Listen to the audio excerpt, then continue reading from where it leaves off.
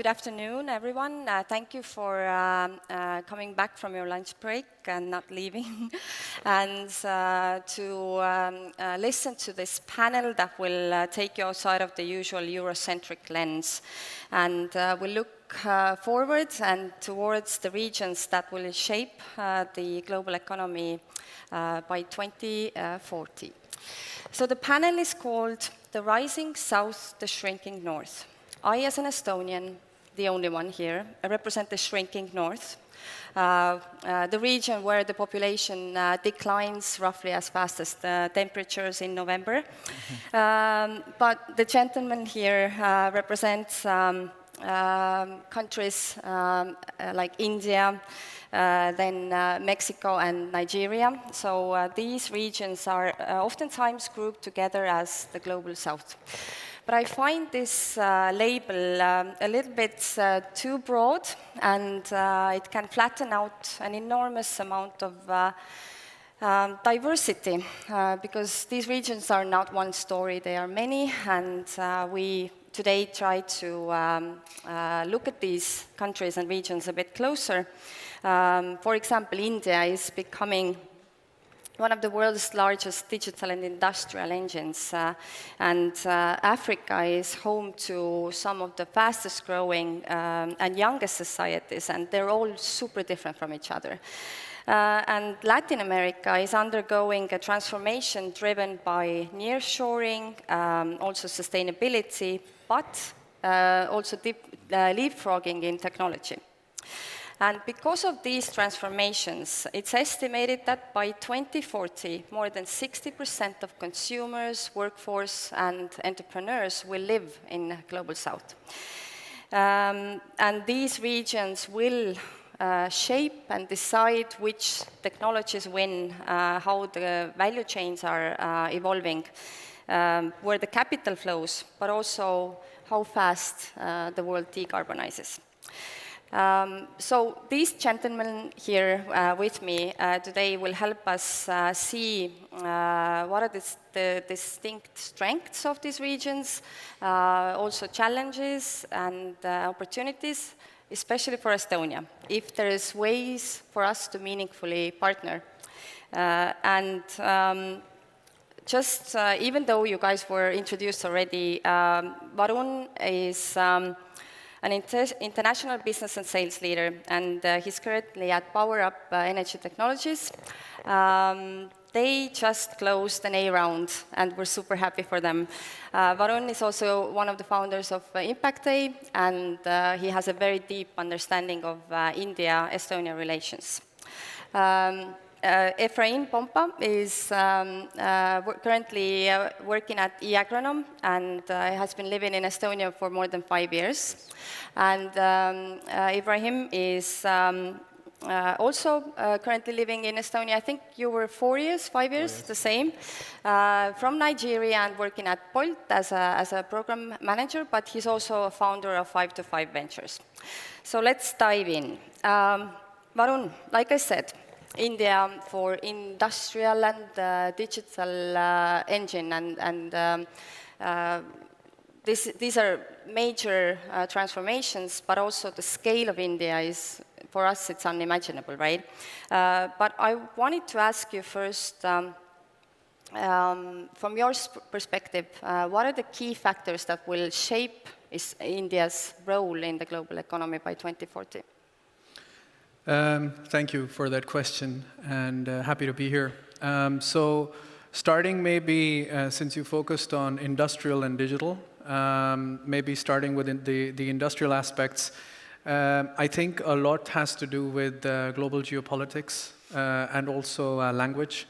We already see in Estonia and even at PowerUP how there is more and more a push of not getting components from China. And having new centers for getting at least the basic manufacturing components, if not the core technologies, because the core technologies are still, let's say, being manufactured in Europe. And we're focused on Europe, so I will speak more on that. So I think India is more and more turning and also building a better partnership with Europe. There's already a massive push towards this free trade agreement, which I'm sure all of you have heard about. And I think Europe and India will have a major partnership when it comes to industrial manufacturing. But of course, when it comes to digital services, so many of you may not know this, but Reliance Jio, which, Reliance is one of the biggest, if not the biggest, company in India. And Tavi Kotka has been heading the Jio Center for Research and Development for quite a while. And they're developing e-government solutions so that they can be scaled in India. And interestingly enough, there is a payment platform in India called UPI, the Unified Payments Interface, which is now being extended by India to countries like Germany.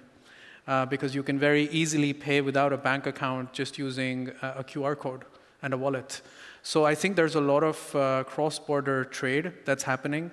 And from an Estonian standpoint, I think the opportunities are limitless because you name a product here, there is a market for it in India. And the market is big enough that the Estonian companies cannot even manufacture at that scale.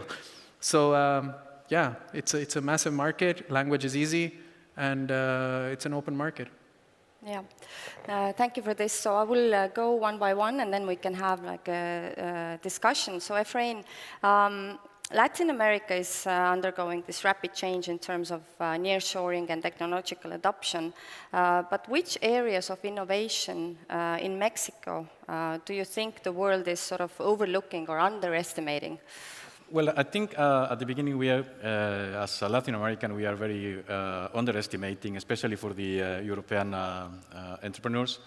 But Latin America is the most dynamic and most promising market in the world, I can say, not because I am Latin American, but also it is. And the most important here to consider is that it is planned or estimated in 2040 to have 720 million inhabitants. So this is twice the consumers that you have in the United States and 70% more than you have here in Europe. So this is a huge potential there in terms of consumers, but also 40% of these populations are middle class. So there are resources, there are consumers willing to spend money in different products or services. And the most important is that Latin America is moving very fast into these digital markets.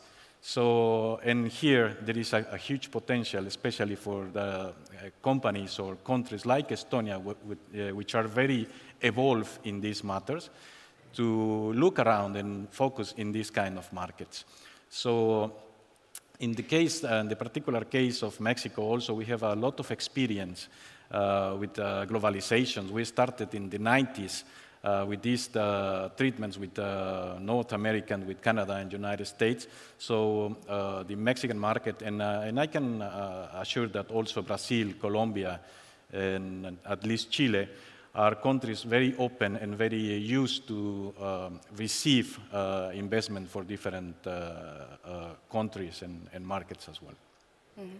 So what I'm hearing you is the scale, like both of you, right? And then also when it comes to Nigeria, Bashir, demographic trends within African countries are very, very different, right? But in Nigeria's case, what aspects of the population growth or urbanization or youth entrepreneurship will have the biggest global impact by 2040?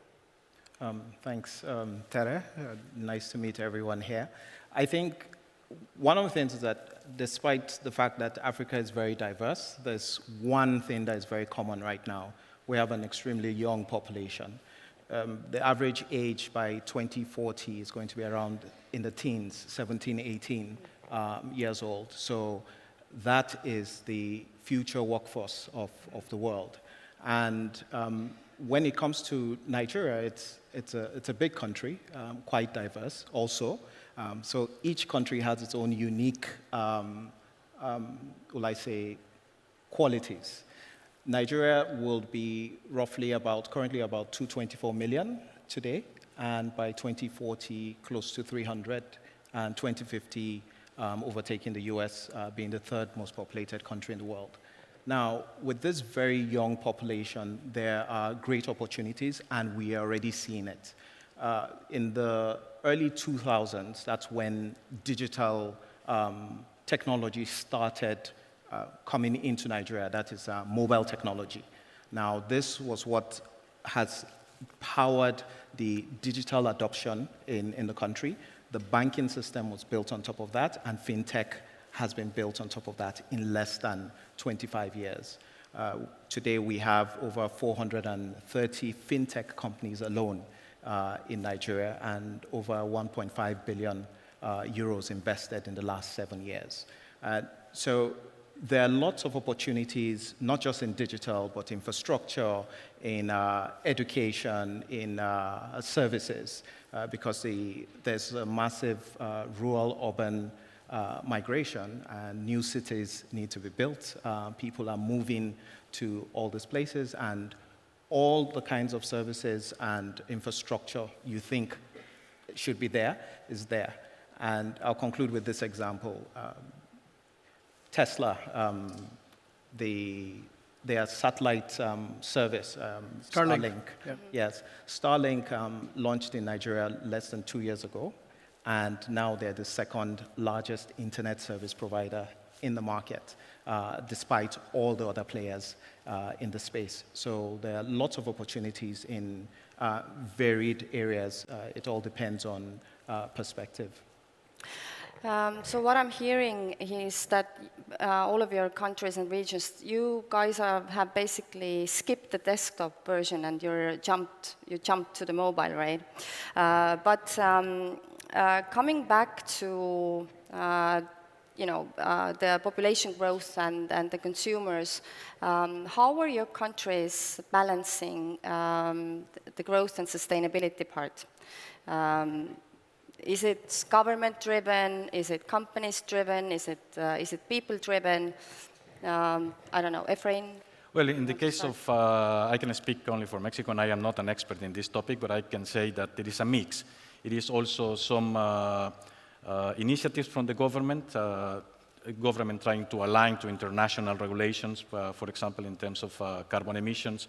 But also, we need to recognize as a government that we are, not only in Mexico, but in Latin America, very dependent of fossil fuel industries for electricity, for oil extraction, for creating employments, and also for generate revenue for the governments itself. So in this moment, governments are also creating some initiatives, mixed initiatives to support and enhance investments in more sustainable industries, like, for example, renewable energy for electricity, and allowing, let's say, external investment in these kind of industries. And also the companies have improved in terms of developing some reporting systems of their carbon footprint reporting, and also companies self-regulating and decreasing or getting commitments to decrease their emissions through time. Let's say the goal is 2050 to become net zero for most of the huge companies in Mexico. But still, there is a big room in that area, so especially in Latin America, regarding our economy. Yeah. And Varun, how's? So I think India has been very focused on becoming more sustainable in every level of the country and the economy.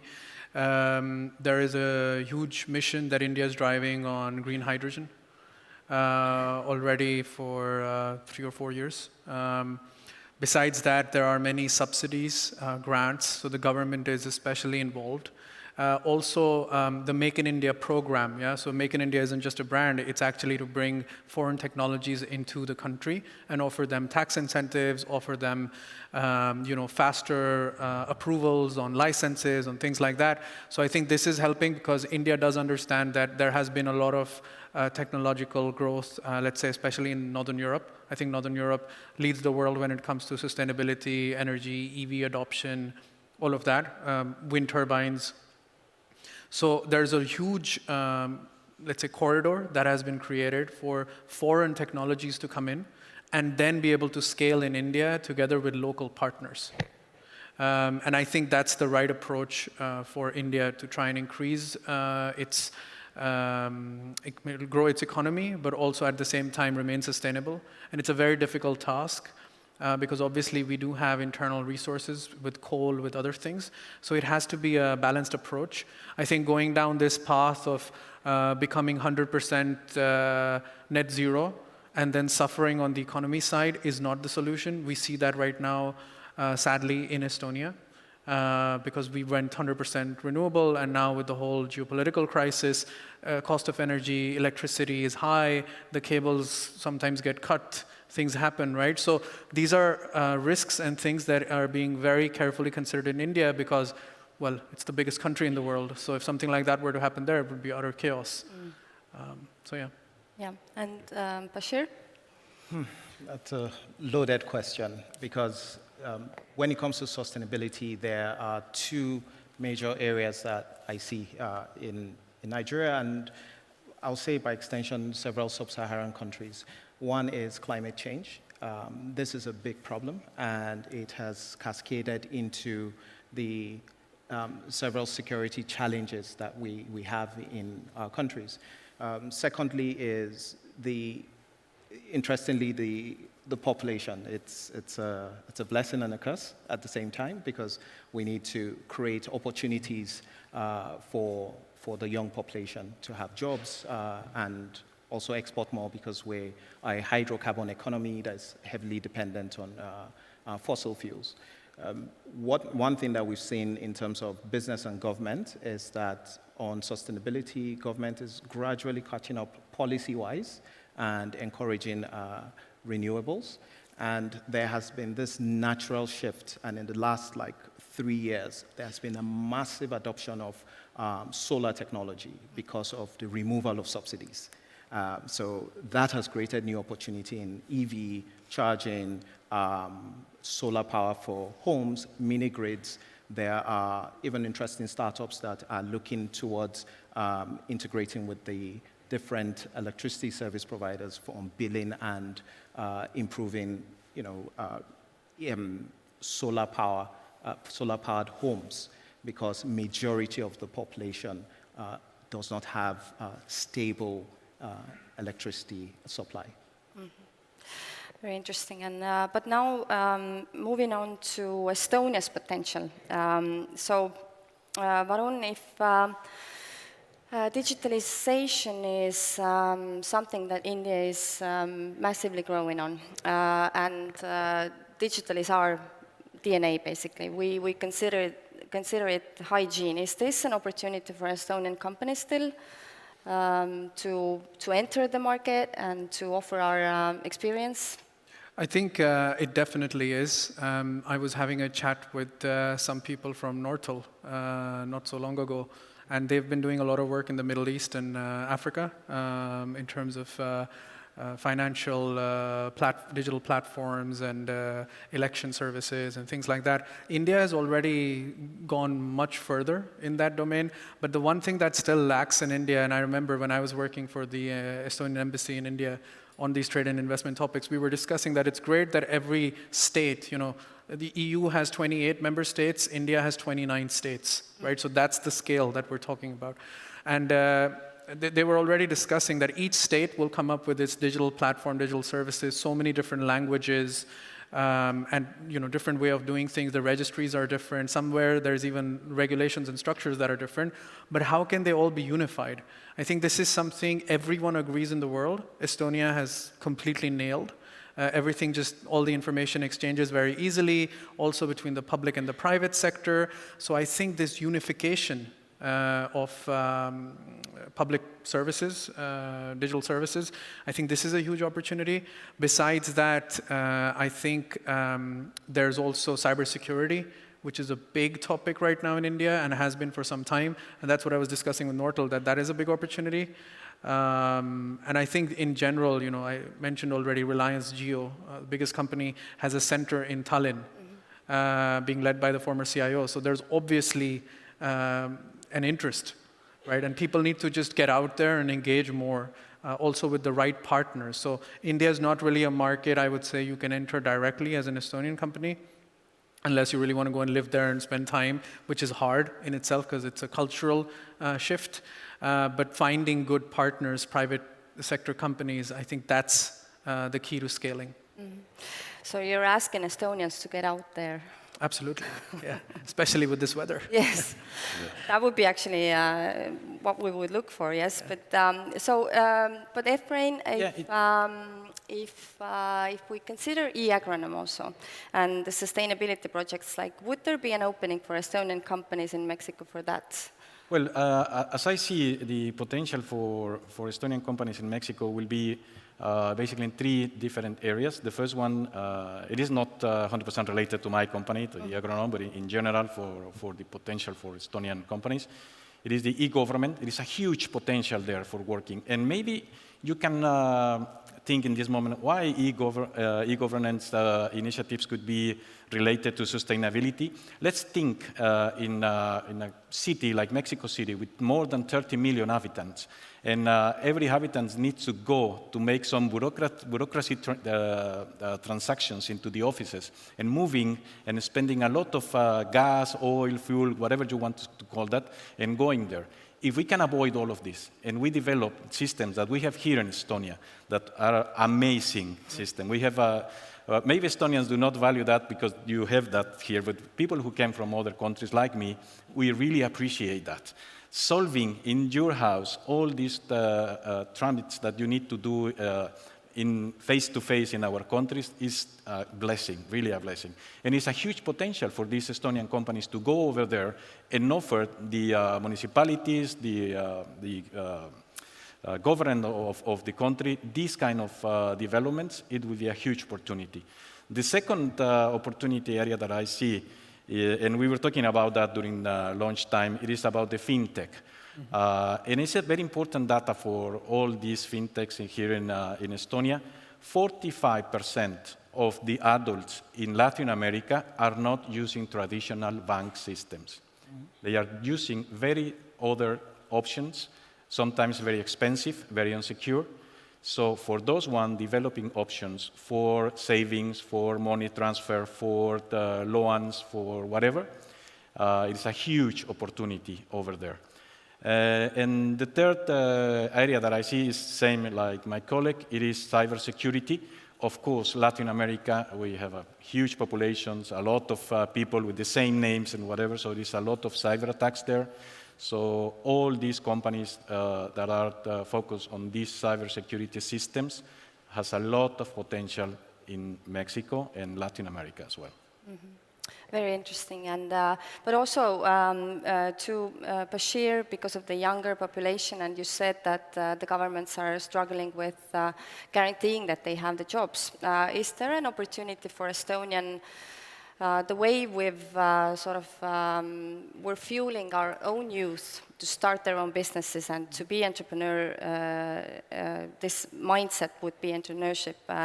Is this something that we could, Estonian companies could explore when it comes to Nigeria? Yes, definitely. Not just Nigeria, but all of Africa. I'll say everything they've said, yes, and more. There are a lot of opportunities when you think about outsourcing, but from even a different perspective, not just the call centers, but knowledge. There are a lot of people that are getting into programming, AI, Web3. When it comes to fintech, that's something that I think Africa can export to Europe because we've pretty leapfrogged the rest of the world with the digital services. However, when I look at all the different layers, it comes down to outsourcing services. There's digital, like everyone has mentioned here, healthcare. One of the things I think maybe in Estonia, for us as experts living here, we actually really, truly appreciate just how simple things are done. You can sign something digitally here. There you have to scan your signature or take a picture, send it over WhatsApp. They will now copy it, put it in the document, scan the document, send it to you, and back and forth. It will take you 2 days, to just do that, to sign a contract.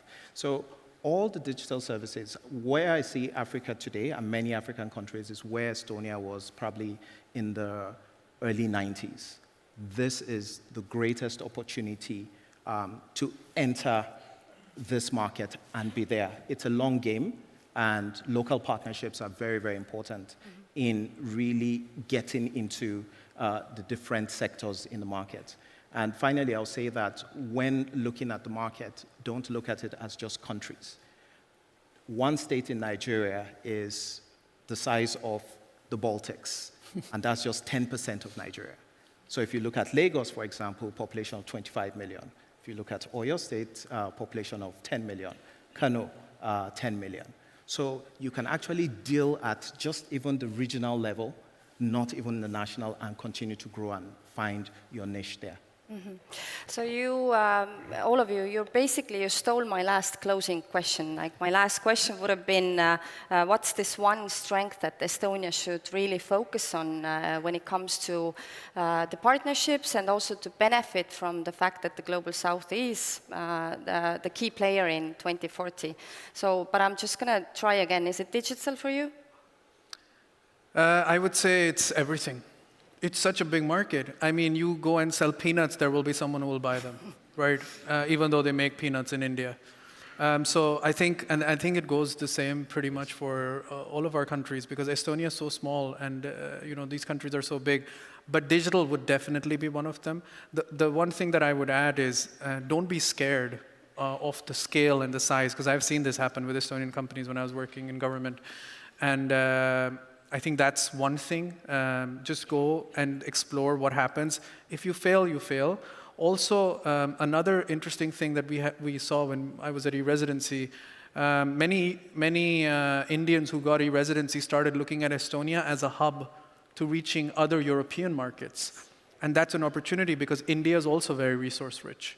It may not be digital necessarily, but fintech, for example, is also going now from India to Europe. And I think Estonians, knowing the culture, understanding the North, having the language skills, all of that, you should also go and keep an open mind. Maybe you find something that you can bring from India to Europe and act as this bridge. Because Estonia is a really good bridge, especially because of digitalization, e-residency, ease of doing business. You can have a business partner in India, you can be based here, you can digitally sign documents. Which other country can you do that in Europe? Right? Nowhere. I mean, it's here. Right, so there's both of those opportunities. That's why I say, like, keep an open mind, but, skip the winter and check it out. Yeah, well, it is almost everything said, but I can close by saying that it is also some other trade that we can do. Latin America is also a source of talent, for not only for Estonia, but for all of Europe. We have very good universities, very well-prepared people in this source of talent. Culturally speaking, we are very similar to not only Mexico, but Latin America was found for Europeans. So practically the culture is very similar, so it's very easy to fit. So I encourage you to consider also Latin America as a source of talent for your companies and for investment as well.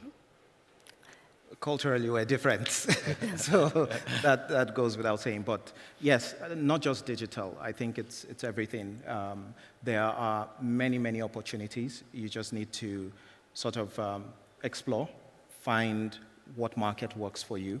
It takes time to really establish oneself in the continent. Also, like he said, talent. There's a lot of export opportunity or taking and outsourcing to the continent because there are a lot of young people, along with many other services, healthcare, agriculture, building technology, basic brick and mortar stuff. There are great opportunities that Estonian companies can take advantage of. Thank you so much. I think we solved Estonian this economic decline right now. There's so many opportunities for Estonian companies to start exploring those vast markets and regions and just get out there. And can people and companies look you up on LinkedIn and ask for help entering the market. But thank you so much for being here and for you guys to listen. I think I don't see any There. at the time. Oh, there. Oh. We're right on time. We're right on time. Yes. Do we have any questions from the... Yes, there is one most upvoted question. I think it's to Ibrahim. How do you see the role of China in Africa impacting the future of the continent? It's not the role of China impacting, it's already impacting. It started impacting 20 years ago. The Chinese invested over 100 billion in different infrastructure projects in Africa. I have taken a train in my country built by the Chinese, and it's working. No issue. So China is already ahead. I think the rest of the world is playing catch up. The current geopolitical conversations, I'm sure you'll have heard a president talking about our country recently. It's because of those interests. It's not just security, but it's them trying to position themselves to compete against the Chinese. Okay, and maybe we have time for one more question. That is to Varun. What would be the solution for a stagnated economy and high energy prices in Estonia? Can you repeat the last part, sorry? Yeah, I mean, our economy is not growing here, Yes. and we have very high energy prices. Yes. So what could be the solution? Give us a solution, please. I think the solution exists at many levels. Since we are talking about sustainability, something that we have discussed many times is sustainability is moving away already from just thinking about eco and green to being self-sustainable. And I think Estonia was self-sustainable, but it wasn't ecological or green. I think now there are projects that are already underway, whether it comes to green hydrogen production or the large solar parks, the battery parks, companies like Skeleton Tech building ultracapacitors for large energy storage. I think when all of these solutions come together, then you have something that is sustainable in its true form. So it is made in Estonia, at least energy-wise, and at the same time, it's ecological and green. So it meets both of those, goals. But it will take some time. I think the government does need to step up its game a little bit when it comes to regulations, when it comes to having more funding for these kind of projects, and also publicly speaking about them, because a lot of companies, it takes a decent bit of effort to find out what kind of funding opportunities exist, what's really happening. It's not really known enough. And I think that's also why many new startups are not going towards that direction, because they're like, everything ecological and sustainable is dead. It's not true. We just raised 10 million, and most hydrogen companies are dying, and this is an Estonian company, right? So what more can I say? Happy for your 10 million. Yeah. Thank you. Thank you. Suur aitäh. Aitäh. Aitäh Liina, aitäh Varun, aitäh Ibrahim, Efraín.